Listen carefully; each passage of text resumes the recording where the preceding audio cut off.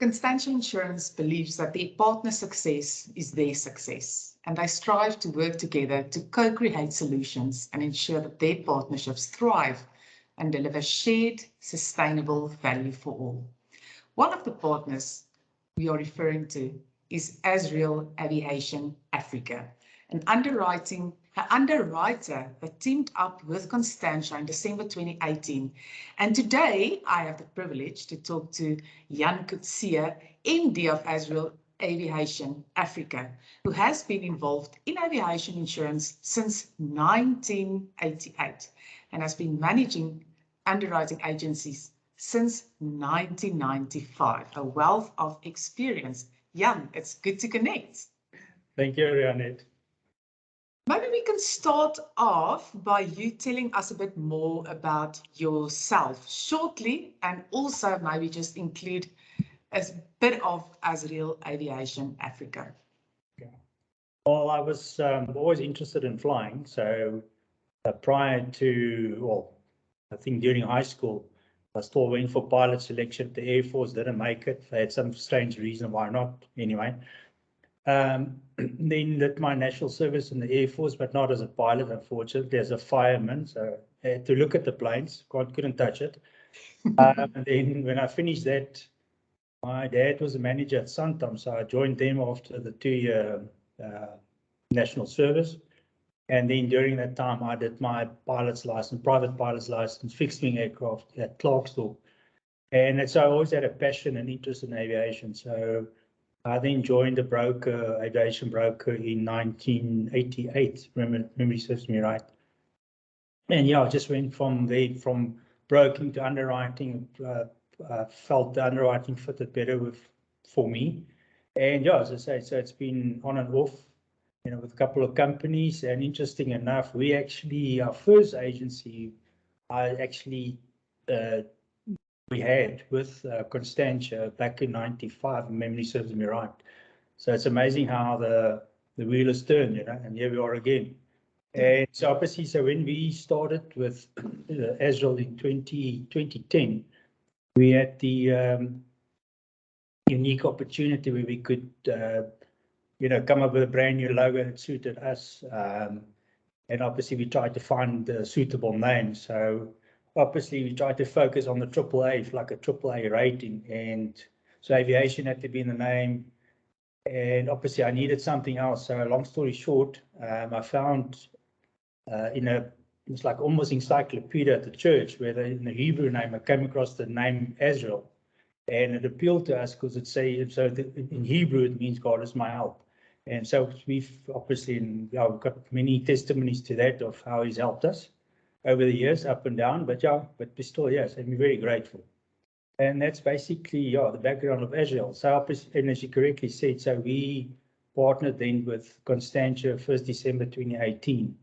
And obviously, yeah, as I say, we're very happy with them as a carrier, and yeah, get along very well with them. So very nice company to be in partnership with.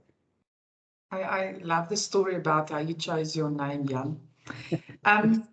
You've partnered with Constantia in 2018, according to my records. Yes. Why do you believe that this is a good partnership? I think, you know, I mean, so just a bit of background on that.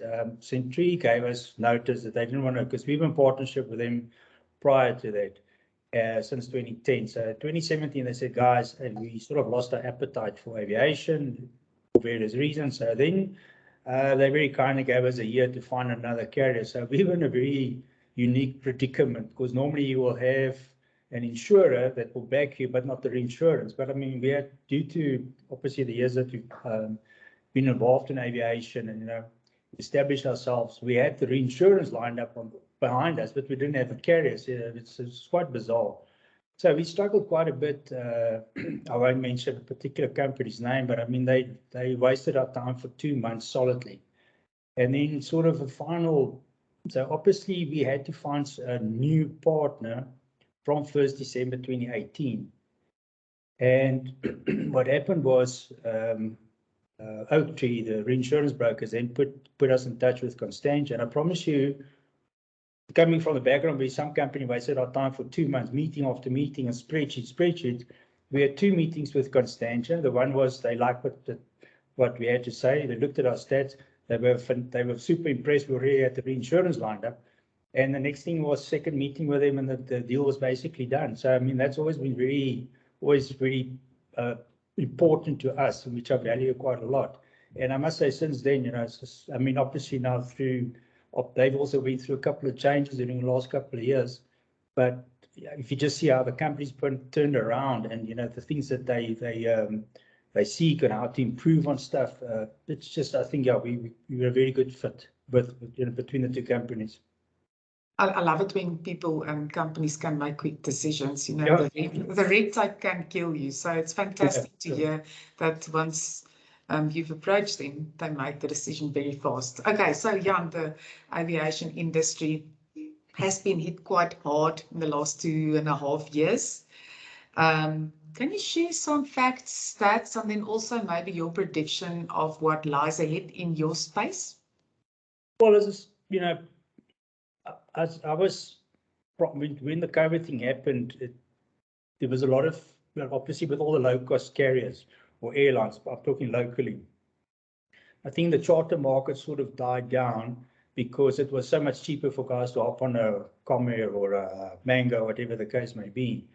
And my prediction was at that stage that as obviously the restrictions were lifted, that demand because obviously if you fly a private charter, it's more expensive, but you don't have all the protocol of going to airport. And I don't know if you ever went through OR Tambo in the midst of it. It was horrendous. Now you also, in all the pandemic, you have to sit squashed between 150 people on one plane. Versus now you can select who you want to fly with, when you want to go, when you're going to come back.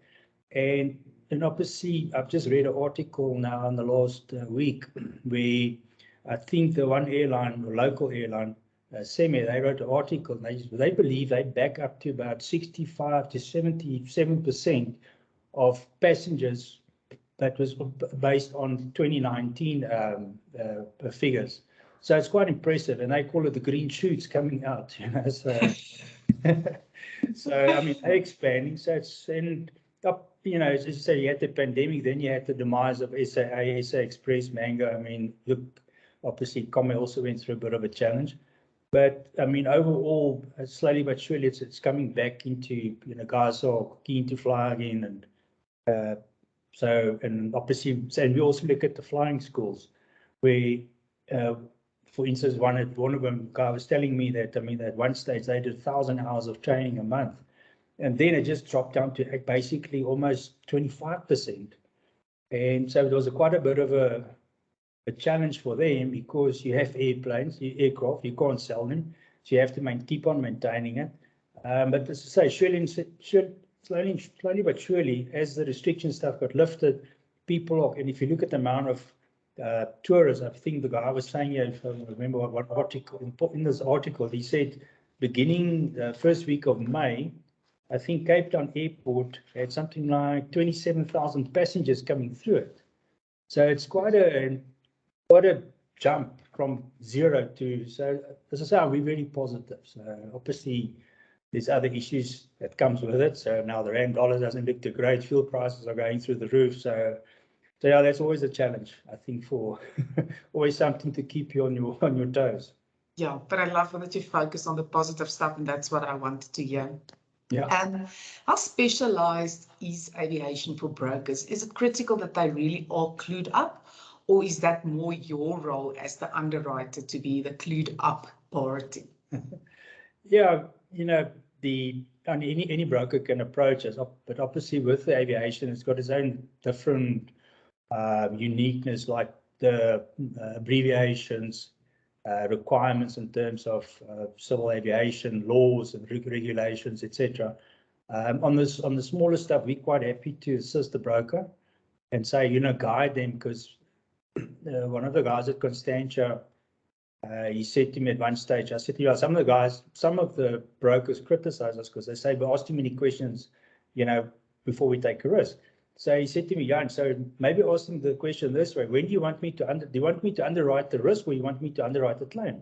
So it's crucial that we believe everybody needs to be on the same page. We must get as much information as possible, so that if there is a claim, we don't sit with a situation where, oh, this wasn't disclosed, and and then it just leaves a bad taste in everybody's mouth. So we're quite happy to assist the guys where we can. Where it gets a bit complicated is the non-specialist aviation brokers. If they, for instance, have a present or approach us with a risk, and it's maybe a high-valued helicopter, for argument's sake, we, for instance, may not want to insure it 100%. So we'll say we'll put up a lead line of 60%.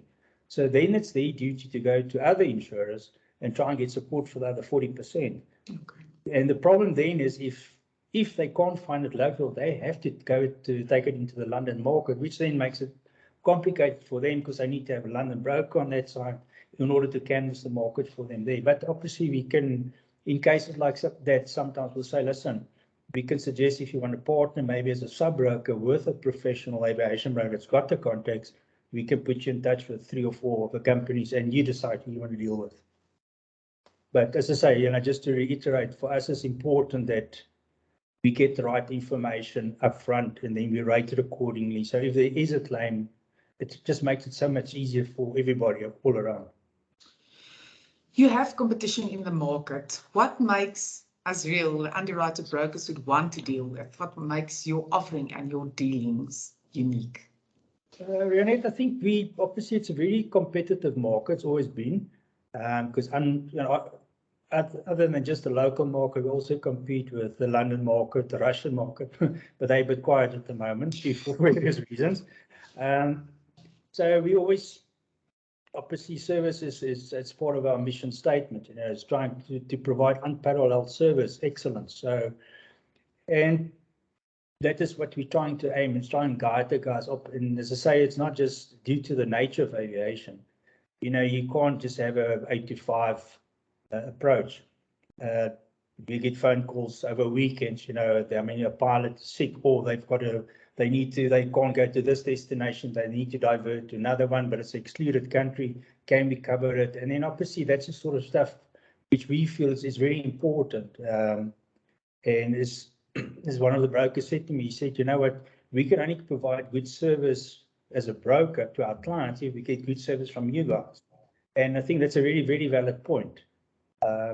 And obviously, it's always, with me. And I think the other thing is when we engage with our brokers is to always try and not educate, but obviously share our experience, and specifically, like, I don't know if it's other classes as well, where you actually get to test the your knowledge of the policies if there's a claim.